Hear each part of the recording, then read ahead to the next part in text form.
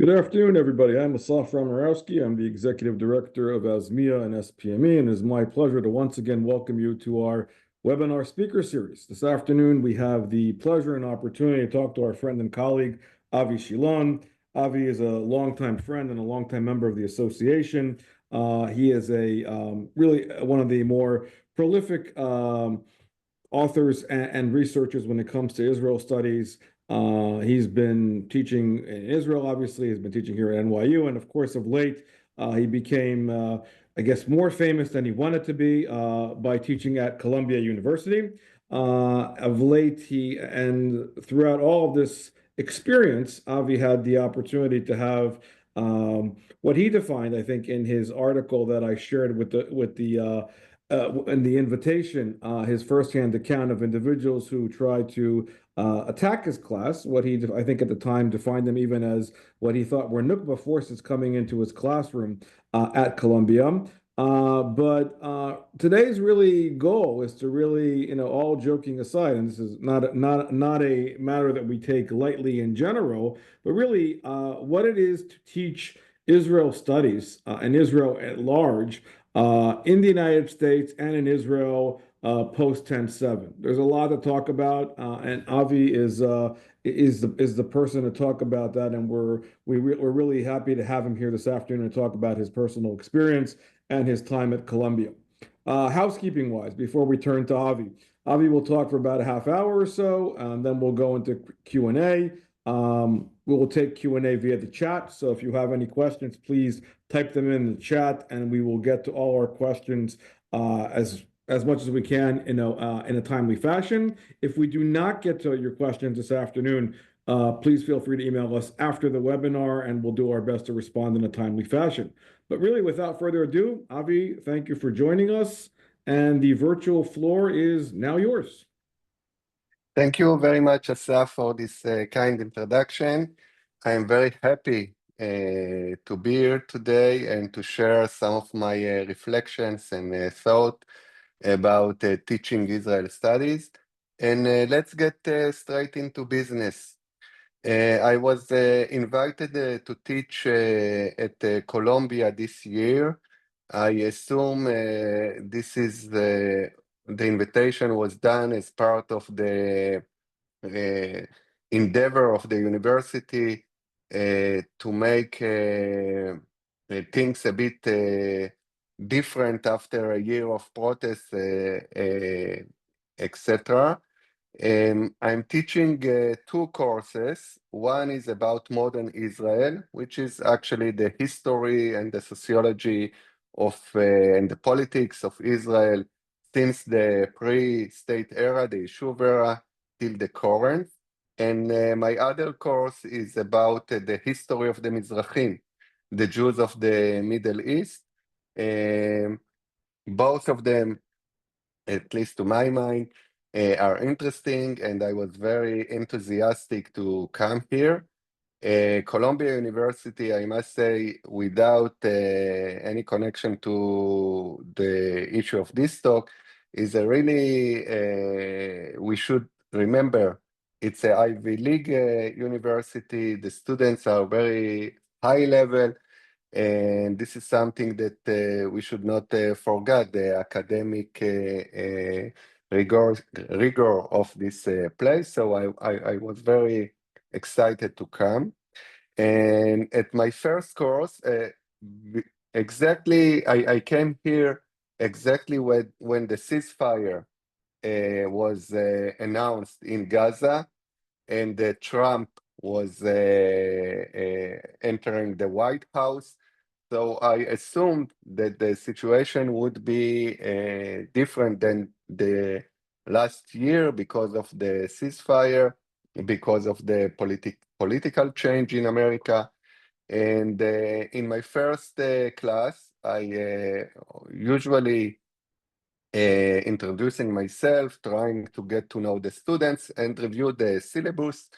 And exactly when I reached the class that should have been about the War of 48, the War of Independence, or as it is termed by the Palestinian, the Nakba, I explained to my students that in my course, we are going to review both narratives, that of the Israelis and that of the Palestinians. We will read primarily sources by which were written by the Palestinians who rejected the partition solution, and we will examine the situation through the lens of Zionist activists in this war. And exactly when I was talking about my aim to teach these two narratives, I saw someone who was, his face were disguised with the kafia, and after a second, another one entered the room, and they started to shout, we came to protest against the Zionist professor who is trying to teach Zionism. Now, honestly, the first second, it took me a second to understand what's going on, because in Israel, when you see people that disguising their faces with the kafia, it's usually it might be a terror attack. In America, it's more about the fashion and political statements. And when I realized that they are entering the class one by one, they were four, and shouting genocide, etc., and throwing some flyers against Zionism. My first and intuitive reaction was to utilize the situation and to invite them to my class. So I told them, if you think that this is the war in Gaza is genocide, this is the right place to discuss it. I'm inviting you to dive into the reading, into the discussion. I'm open-minded. You can say anything.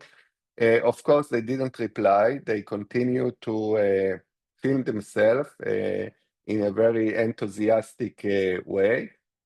When I realized that they just want to protest and don't let us don't let me to teach. We asked them to get out. Of course, they didn't get out. So because they talk so much about genocide in Gaza, I don't really know Arabic, but my family are Jews from Baghdad, so I know a few words. So I tried to approach them in Arabic, and of course, they didn't understand. And eventually, with the help of my students, we called the security, and they left the class. Now, I must say that this incident, when it happened, first of all, I felt like someone is entering your house and eventually taking nothing, but you still feel uncomfortable. I think that, to my mind, it's absolutely okay to protest, but it's totally unacceptable to enter a class and to disrupt and to threaten students just because they are Jews, or moreover, just because they want to study. And I think that when I was trying to digest and to think and to reflect upon what happened, I would say that I wouldn't say that those protesters are, anti-Semitic consciously. But unconsciously, if you think about it, the fact that someone is blaming a Jew from New York for the deeds of a Jew in the Middle East is enough to see in it some sort of classic anti-Semitism, because it's like they think that the Jews are working together and I can blame you even if you are in Australia because of what some other Jew is doing. So unconsciously, I think there is a sort of anti-Semitic perception within those protesters.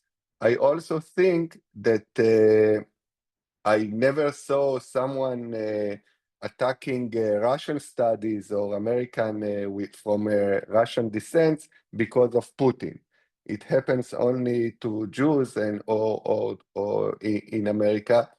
And this is obviously highly problematic, to put it mildly.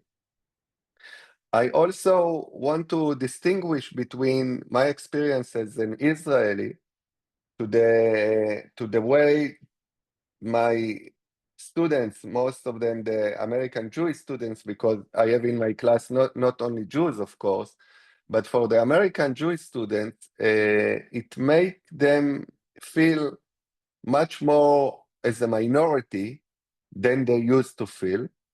It's always obviously troubling. It obviously unfair. They just want to study. And eventually, the university, I must say, in favor of Colombia, the university itself immediately tried to protect us. They suggested that we will study with security. I thought that it is crazy to have a security in class or outside of class.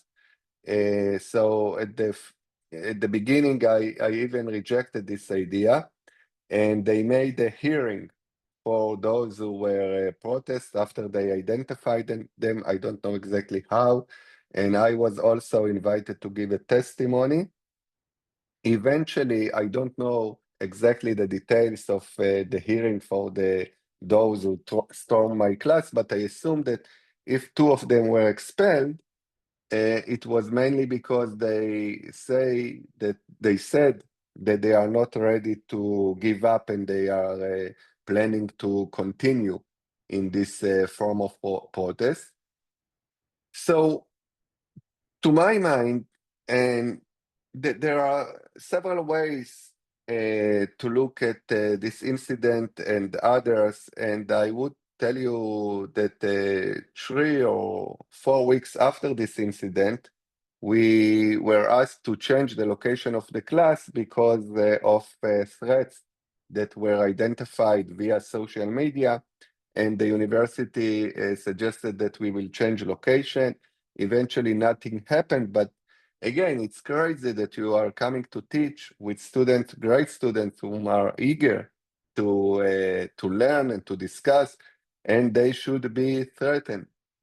Now, I said before that as an Israeli who came from a year of a war, watching the atrocities that happened to the hostages and suffering from missiles and rockets, for me, if someone is protesting and shouting, etc., it's not a big deal. It's something like it's an experience. I'm an historian, and I feel that this year, the last years are really, we are living in history.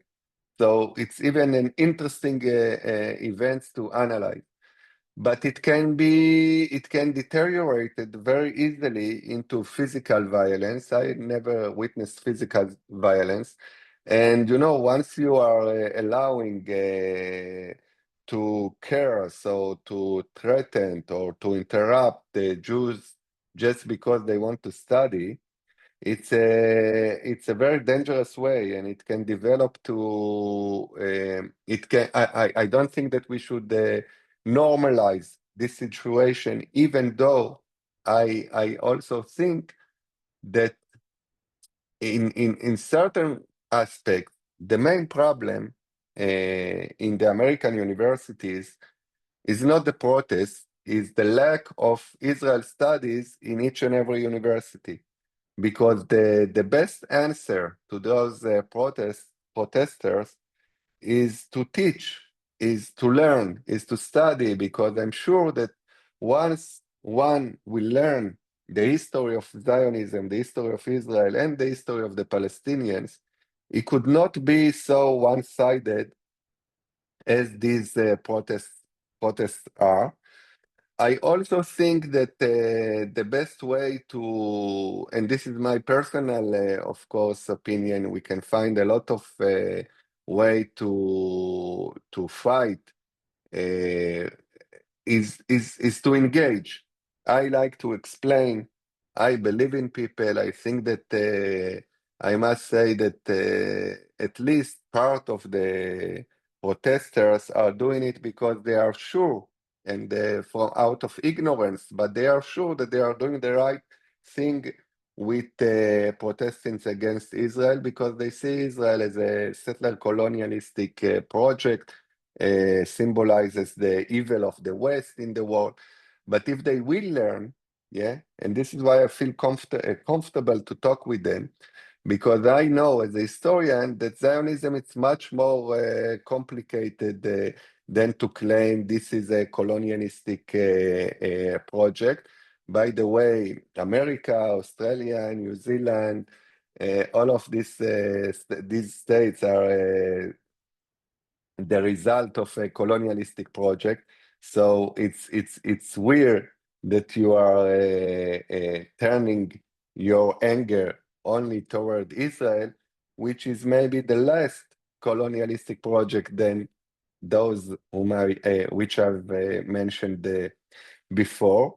And I'm sure that once I will have, not only me, other Israeli historians who are specialized in the realm of the conflict or Zionism or Israeli history, will be able to introduce the history itself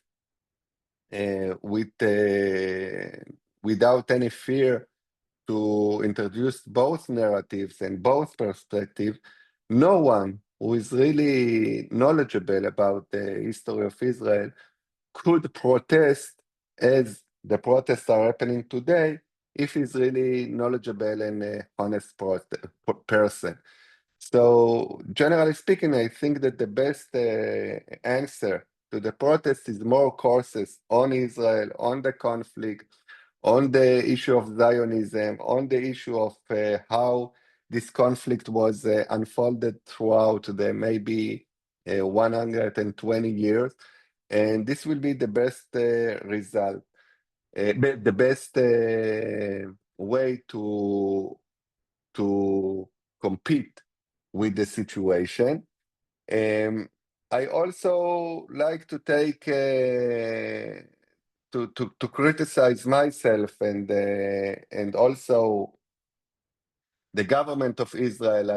I'm sure that the protest against Israel would have happened anyway.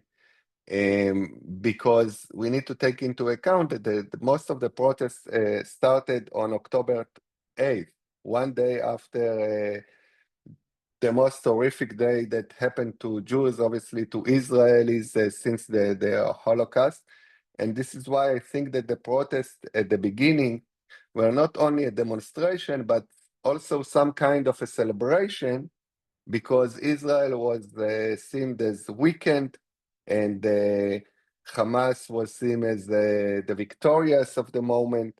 But I also think that the Israeli government needs to calculate its steps very smartly and in a moralistic way, because I don't know if you know, but David Ben-Gurion, the founding father of Israel, one of his pillar of his security strategic point of view was that Israel must have short war if you need to go to a war. Now it sounds easy, anyone would prefer a short war, but Ben-Gurion didn't mean to claim the easiest way. It just meant to say that if it's going to be a long war, you need to consider if you want to get into it. And I think that the war in Gaza should have been conducted in a different way. It was the most justifiable war after October 7th, but it is too long. It's not calculated well. I think that the Israeli leadership, for example, and again, I'm not saying that if the Israeli leadership would have acted differently, there were no demonstrations. But it would be easier to explain the situation if, for example, the Prime Minister of Israel would say one day to the Gazans, I want to distinguish between Hamas and the Gazans. We don't want to punish you if you are reaching a hand for peace. We are sorry for any innocent life in Gaza and, of course, in Israel. But these kind of acts are unfortunately missing from the Israeli political arena. And I think it's unfortunate because what is going on in the world nowadays is conflicting. It's a strange phenomenon because Hamas, up until October 7th, wasn't the representative of the Palestinians. It was the PLO. And suddenly Hamas, which is really a terror organization that does not ready to recognize Israel right to exist, became like it became to be the symbol of the Palestinians. And this is wrong. And I think that we should work with the Palestinians and with the protests to be against Hamas, because this can be an easy shared aim of Israelis and Palestinians alike. And by the way, I think that what is most upsetting with respect to the protests against Israel happened 2 weeks ago. 2 weeks ago, we heard that in Gaza, the Gazans themselves started to rebel against Hamas. Yeah, they said that they put the blame on Hamas for the destruction of Gaza. They didn't say explicitly we want to have peace with Israel or something like that. But it was the first time in which you could see in Gaza people who are rebelling against Hamas. And specifically at that point, I would expect the pro-Palestine protests to join forces with the Gazans against Hamas. And I would expect the pro-Israel people to join forces with the pro-Palestines against Hamas.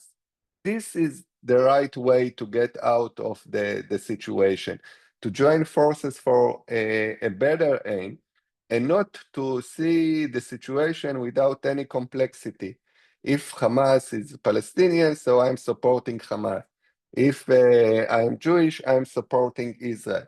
The situation is complicated.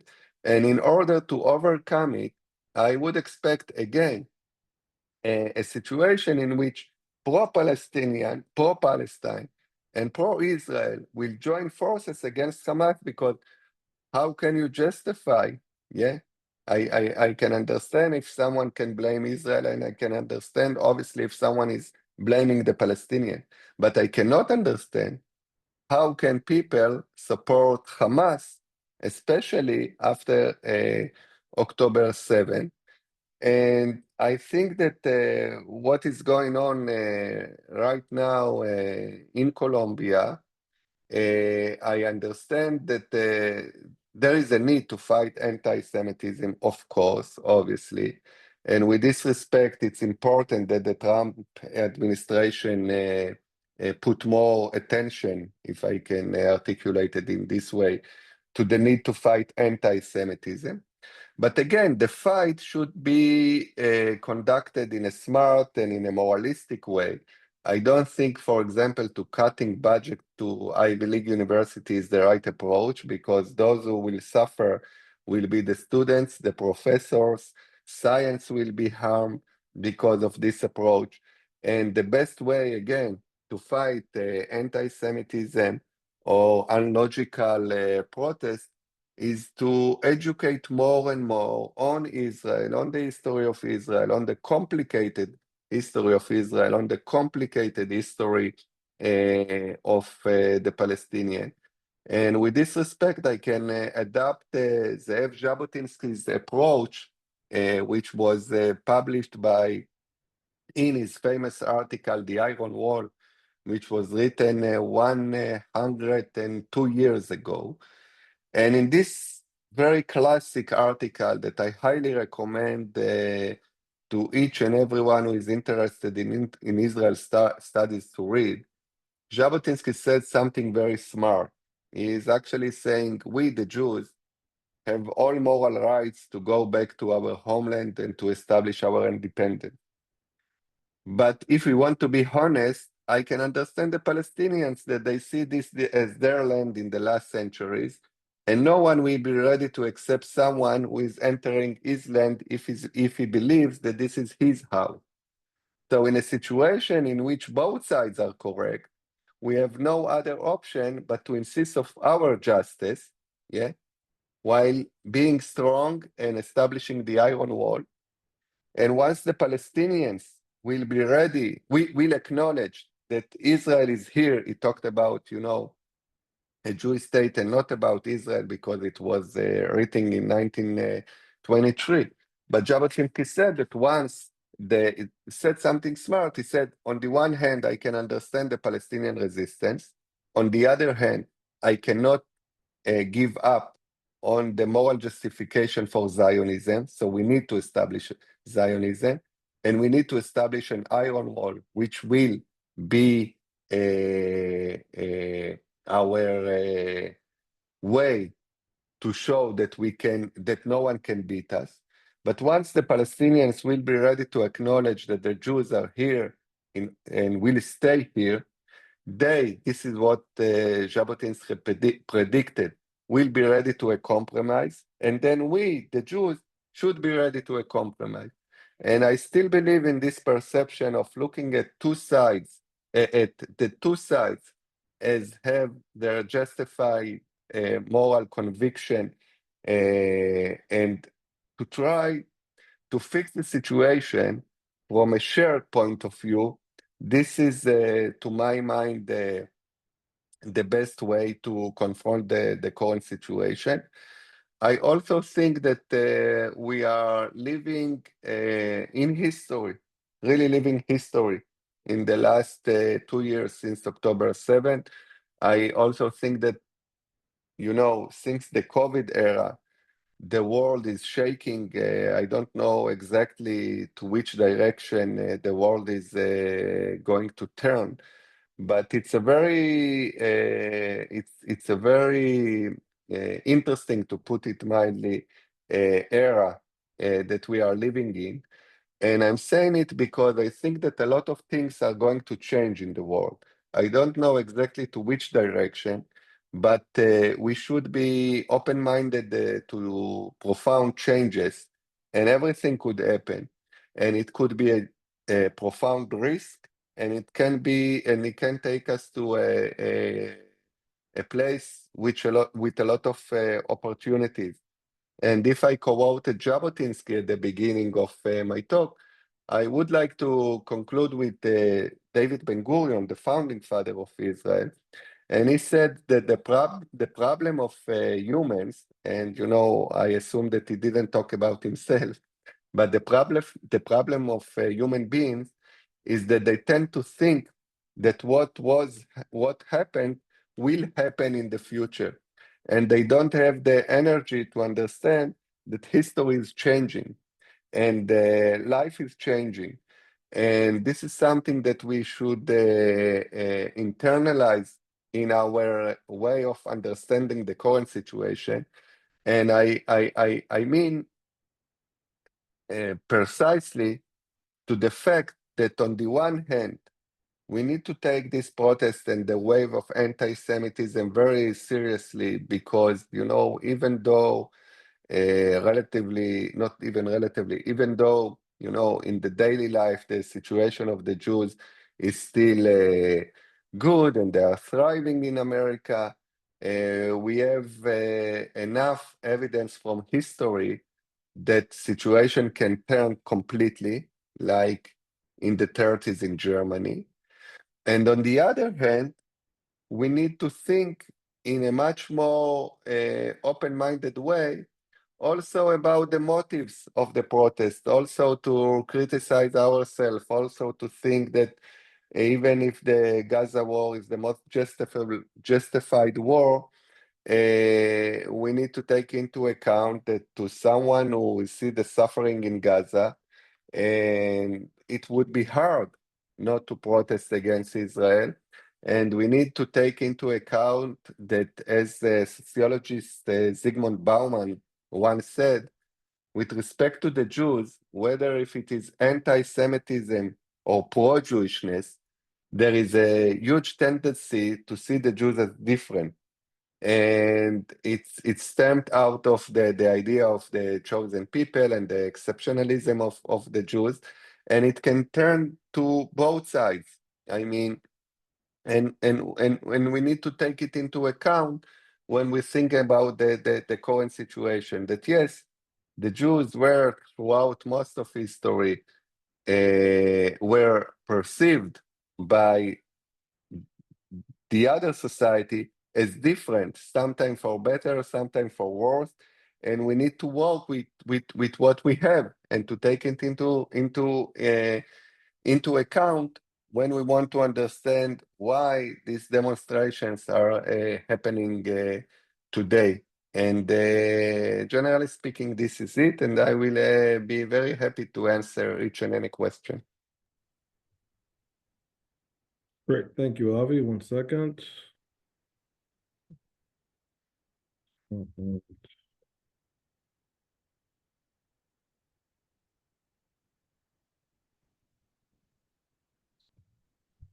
Great. Thank you for that firsthand account, Avi. It's really, I appreciate, I think we all appreciate understanding the dynamic and what you're seeing all around there. I got a bunch of questions, and obviously, we have a lot of questions from the audience, but let me start us off.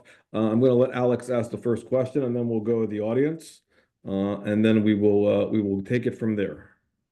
Alex? Great. I think I'm on. Yeah.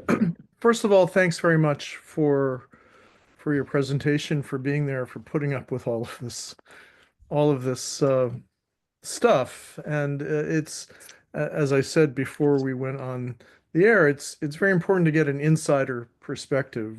We spend all of our time, Asaf and myself at least, looking from the outside. Many of our listeners are academics. They may or may not have experienced these things or similar things.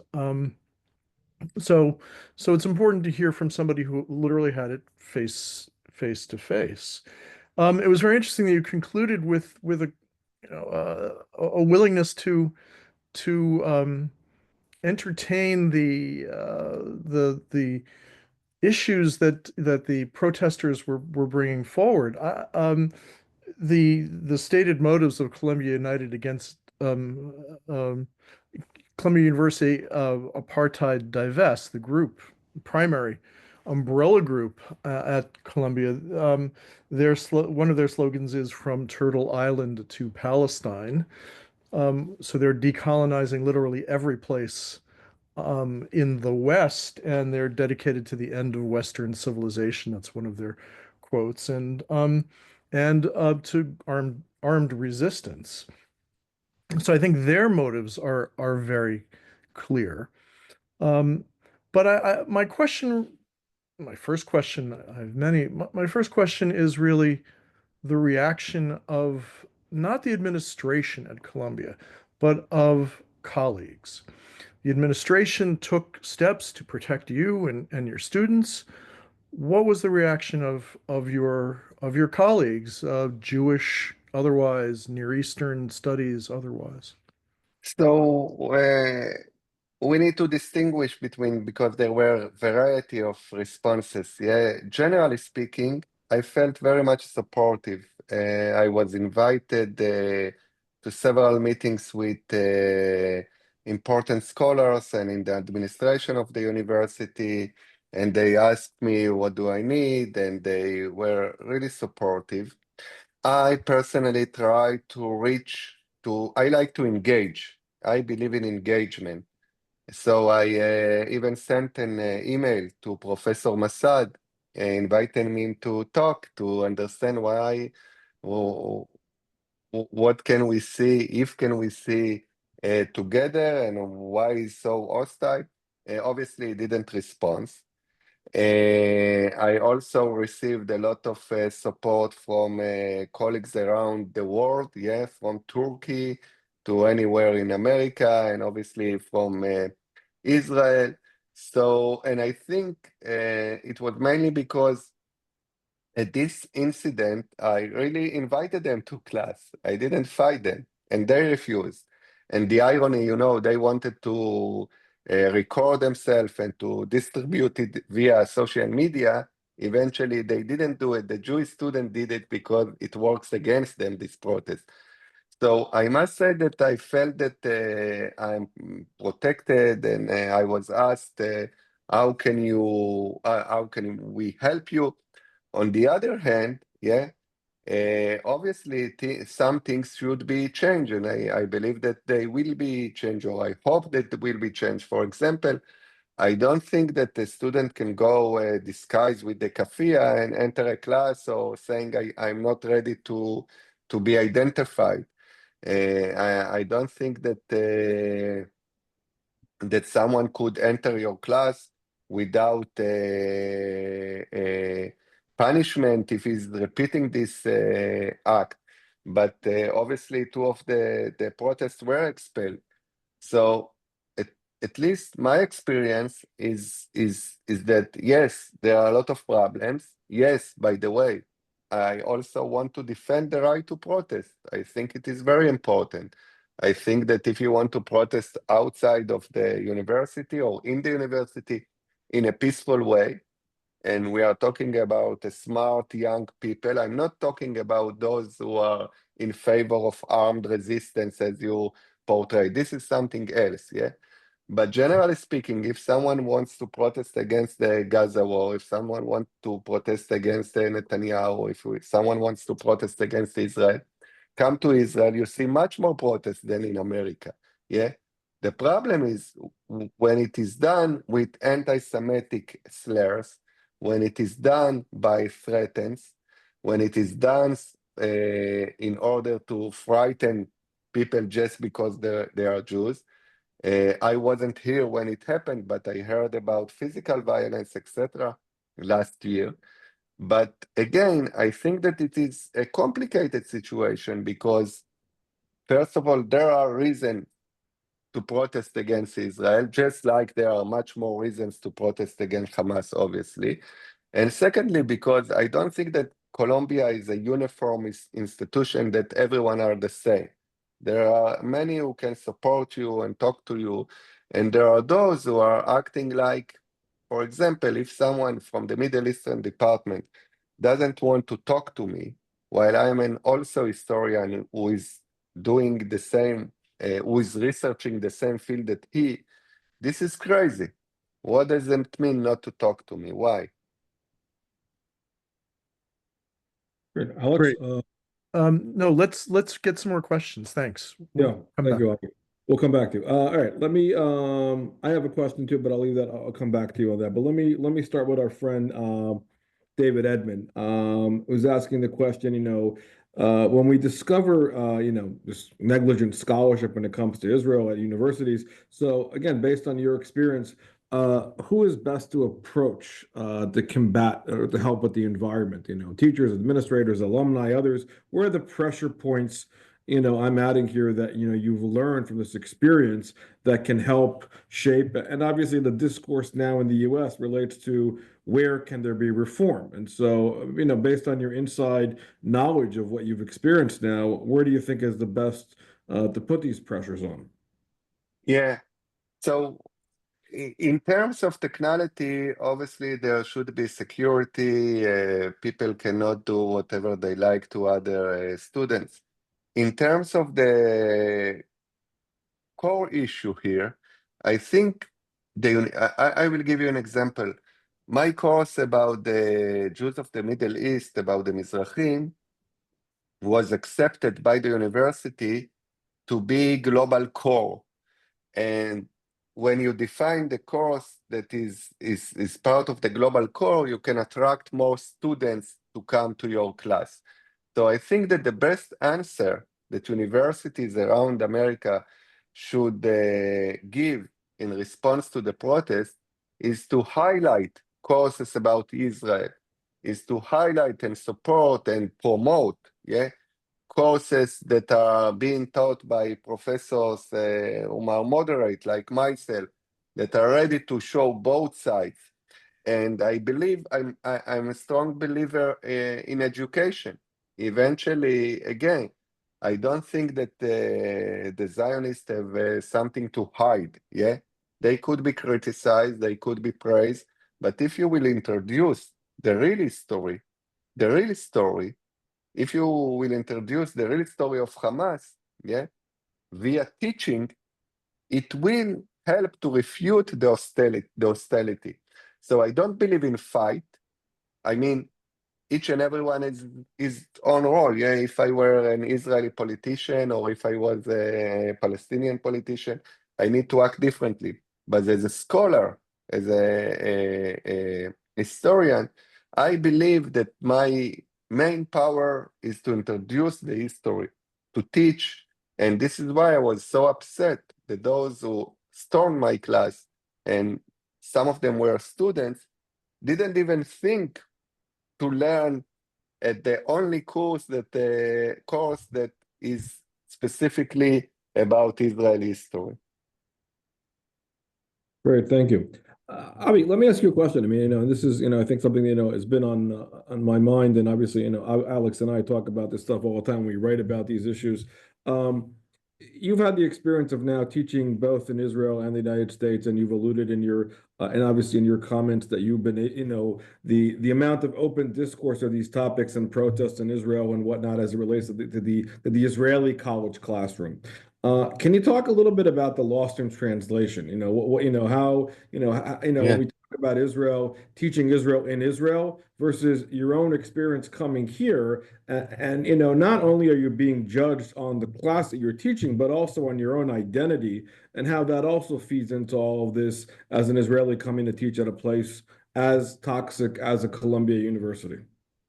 Yeah, this is a great question because, for example, one of the main reasons that I wanted to teach a course about the history of the Jews of the Middle East is to show that the Jews were in the Middle East. And when it's something which is very clear in Israel, and it's quite unclear outside of Israel, in which they see the Zionist enterprise as a totally European white, even though the Ashkenazim were not perceived as white when they were in Europe, but in America, they tend to see the Zionist project as a completely Western European project, while the vast majority of Israel today is of Middle Eastern origins. Yeah, Jews who were living like my parents in Baghdad or Tunisia or Morocco, or etc.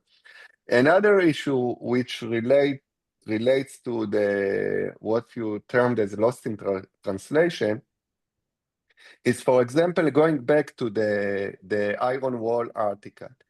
In the Iron Wall article, Jabotinsky defined himself as a colonialist. But when Jabotinsky defined himself as a colonialist, in his era, he mainly meant to say that I have a higher culture. This was a time in which they believed in a hierarchy of culture. And because I came from an higher culture, I will help the Palestinians and the Jews in the land of Israel or Palestine to thrive. Terming himself as a colonialist was actually to say, I'm like a professor who wants to help the students. He didn't mean to say, I'm a colonialist in the terms that we are thinking today. So if you are taking Jabotinsky's article and using the quotation, I'm a colonialist, you can claim, and I heard it in many other classes in America, here is the proof that Zionism is a colonialism. But Jabotinsky didn't mean to say he is a colonialist in the way we understand this term today. It was part of a world in which to be from a higher culture, as they perceived it, of course, yeah, was something good that even give you justification to rule the land.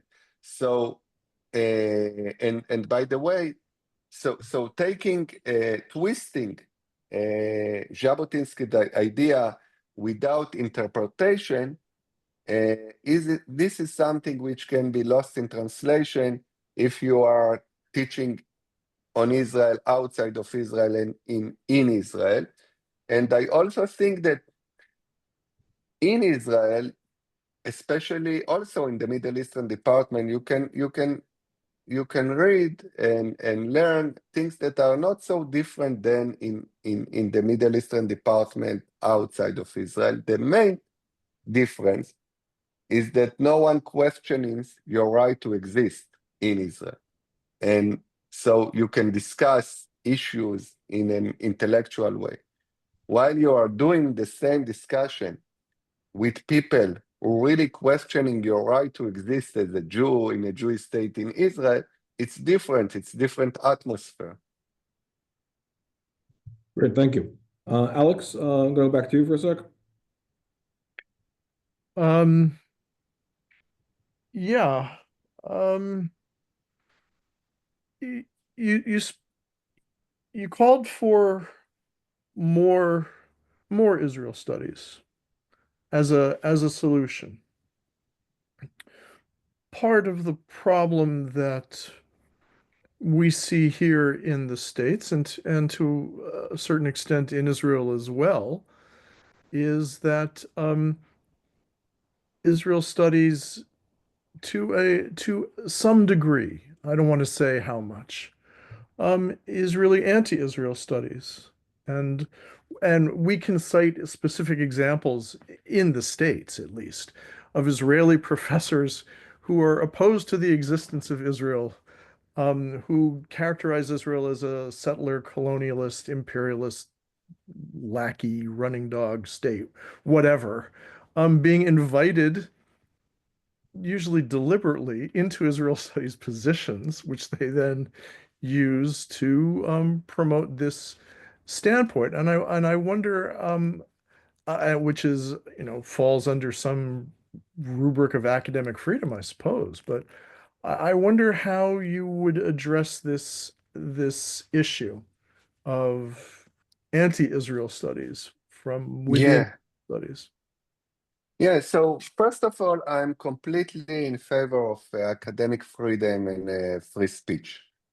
So I mainly try to look at what is smart, what is correct, and less what is the political orientation of the issue. So if someone is very smart and he wants to portray Zionism or Israel as a settler colonialistic project, I want to hear why. It's interesting. We are academics. Yeah. I think that if you are a good scholar, yeah, you cannot portray Zionism as a settler colonialistic project because it's wrong. It is different in a certain way. If you think of nationalism in general, yeah, maybe the most justified nationalistic movement is the Jewish modern national movement, yeah? So I'm not afraid if someone is saying that this is settler colonial. I just want to listen to his argument, to his justification, and to give my argument, my justification, and to study. So I think that I wouldn't judge Israel studies by the political orientation. I would judge Israel studies by the smartness of the scholar, by the depth of the scholar. Once you have smart and depth scholars who are teaching Israel studies, it would be okay because I don't think that Zionism is a settler colonialistic project, but I do think that there are some traits, some colonialistic traits in the history of Zionism. It's not something that I should be blamed for as an Israeli or you as a Jew or as a scholar. It is something that we should discuss. Just like if you want to in a way, America is a settler colonialistic project, yeah? It doesn't mean that we need to cancel the US. So the Well, but issue is, that's exactly the thrust of the political thrust of contemporary settler colonial studies is that these societies are inherently evil, that this is the original sin, and indeed they should be canceled, decolonized in some way. And I don't really want to start naming names of Israeli scholars who share this viewpoint. But I guess my question is, in an inherently political field, whether we like it or not, where playing it straight, as you are advocating, and as we would like to see, is the exception and not the rule, then how does Israel studies or any kind of studies, how are they, what are the checks and balances for one thing? Um, yeah. I mean, So when we have a situation in Colombia where Joseph Massad is teaching the history of Zionism next fall, or the press indicates. Well, what does that mean in terms of the willingness of the institution to play it straight, to have So, real scholarship and balance and so on? so first of all, let's take the issue of Professor Massad. I don't think that he should be censored. I think that if he wants to portray Zionism, by the way, Professor Massad even deny the existence of the Jewish people. Yeah, it's not only Yeah. portraying Zionism as a settler colonial project. He denied the connection between the Jews now to the Jews who were in the land of Israel, and denied the existence of the Jews as people, just as a religious community. So it's fine. If this is his approach, it's totally fine. But I would like to have, alongside Professor Massad, myself, if I'm talking about myself, or other good, if I can term myself as good scholars that think differently. This is the real issue. I mean, we should not combat other professor with censorship. We should give much more room to other perception. And precisely because I know it's not a discussion about settler colonialism, but had it was a discussion of settler colonialism, and we will all were here in a symposium, I'm sure that at the end, if you would have let me introduce my perception and other perception, at the end, no one could claim that Zionism is a pure settler colonialistic project that should be cancelled. So I believe in the truth. This is why I quoted Jabotinsky at the beginning. This is what Jabotinsky said. We have a just cause. So the fact that someone is also just cause should not cause us to eliminate his teaching or to fight his teaching. We can go with our truth. We should debate. So the main issue, if to go back to your question, is to identify the best scholars of Israel studies and let them teach. I'm sure that if they are good and if they are really know history, they could present a course or a class in which at the end, no one will call to the destruction of Israel as a Jewish state without being political or other things. But I'm completely against, canceling Mossad because it is wrong. No, this is the nature of the academy, to my mind. Agreed. And by the way, moreover, I just want to say that we need to think about the future as well. Even if you had the possibility to cancel Mossad's course, let's say that you have this possibility and you are correct, he is twisting history. Once you will do it, yeah, 5 years from now, someone will want to cancel you. And this is wrong. I think that I like the academic lives, specifically because we can debate, and specifically because we can debate without aggressiveness, without calling to cancel or for destruction. And so this is it. Should we take another question? Yeah. Before because we have to be mindful of the Yeah, I'm time. going to be mindful of the time. Let me go to the audience. I'll ask one more last question here, and this will be the part of the last question, I think. Let me go here. There's a common theme here that's running between some of these questions. I'll try to combine them together. But really, with everything you're saying, to your last point, the truth is correct, but you're dealing here with intellectual dishonesty. You're dealing with, an environment where institutions have basically replaced, in many of these areas, scholarship with propaganda. And so the one-sidedness that we're seeing, and that's really the part of the more nefarious aspects. And I think that, to Alex's point before, I mean, you have, the challenge, that we've seen and observed within the larger space of Israel studies is that some scholars feel that the need that for it to be completely about Israel studies, you need to engage in anti-Israelism in order to make it, fulfill the need of to address Israel warts and all. And part of that has also basically moved over kind of the pendulum to become that you to be a rank and file member of Israel studies is to be anti-Israel to a point even further, anti-Semitic. But so how do you deal with that? I mean, the one-sided rhetoric of and the obviously the what you've experienced as far as the campus theater, but where there is no intellectual honesty, where you're being canceled because of who you are. I mean that the fact that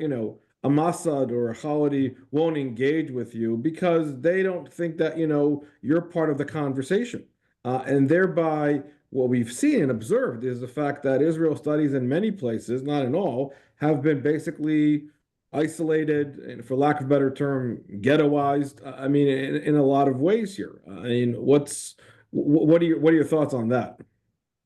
Yeah, so first of all, you need to break the walls of the ghetto. Yeah, I said it. I think that the universities should promote and highlight, and also for their benefit. I think that there is no more popular and attractive topic right now in humanities than to discuss Israel. So I think each and every university should promote courses on Israel. With respect to the question of if someone is dishonest or if someone is ready to give you a position in Israel studies only if you are a radical left wing, yeah, it is wrong. But the best way to compete, first of all, I think that there is a change of generation. I can also see it in my student in Israel and abroad. 20 years ago, yeah, I was back then too young to teach, but 20 years ago, if you're reading articles on Israel, yeah, the mainstream was to be very, very much anti-Zionist 20 years ago until then. I see change. I see that a lot of students and scholars are much more, are less biased today, are much more ready to acknowledge both sides. So I see change. I can see change. I don't want it to go to the other side. I don't want that someone who is teaching about Israel will say there was no expulsion. It's also wrong. There was expulsion in 48, but I want to show that things that the Palestinians did were much more severe. The Jews were in a situation that no other people could survive without being tough on 48. I want to be honest. So if there are places of Israel studies in which I wouldn't be accepted because I'm not enough radical left or I'm not enough radical right, I will fight it with my truth. I think that the situation is complicated. And as long as we will be ready to address it as complicated, eventually Israel studies will be better, and eventually those who are trying to act in order to distract or to cancel or to distract or to fight Israelis or Jews will lose if I would be able to project my knowledge on history and current issues. Which means, to conclude, I think that the truth, letting scholars of Israel doing the right thing would be for the benefit of this field and would be for the benefit of life in America without anti-Semitism. So I just think that each and every one of us should do the best with its honesty in order to fight the dishonest. Great. Well, Avi, really, I want to thank you for taking the time to exactly to share your insights. It's one of the reasons, obviously, that both SPME and ASMEA were created. I mean, we believe in honesty and discourse and whatnot, and believe in scholarship, and that's exactly the raison d'etre of ASMEA at large, to create intellectual honesty and to allow a forum and a place for these kind of debates to take place, and not to buy into the propaganda and exactly the challenge. Yeah, but Asaf, by the way, ASMEA, it's a very good example. You were in need as a Middle Eastern scholars to be on the margin, on the bigger association of Middle Eastern studies, and it was hard. So you establish a new academic association that will fight and refute the wrong interpretation of history in many Middle Eastern studies with academic rigor and with showing your perception of history. So this is a good way to fight, to establish more association like SPME. We need to create more outlets and to be less targets and to allow for, actual intellectual honesty and discourse to take place. I mean, this is what we're facing all around. So, thank you again for, really sharing your personal account for what you're doing on campus. Thank you, Alex, as always, for joining me. Thank everybody for joining us this afternoon. Obviously, there's a lot to talk about, a lot more questions to tackle, but I apologize for not getting to everybody's questions. Again, as I said, feel free to email us. These are the important issues of the day that we're all fighting, and these are the kind of work that we're doing. So, of course, we need your support all around, and this is where you could support the work that we're doing to make these kind of events happen, as well as the kind of forums that allow all of us to help happen and to help our friends and colleagues on campus. So I want to thank everybody for that.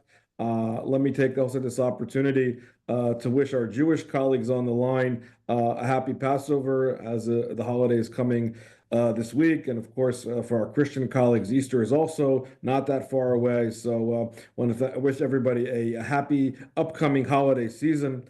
And we look forward to talking soon. Take care. Thank you, Asaf, Alex. Thank you, everyone.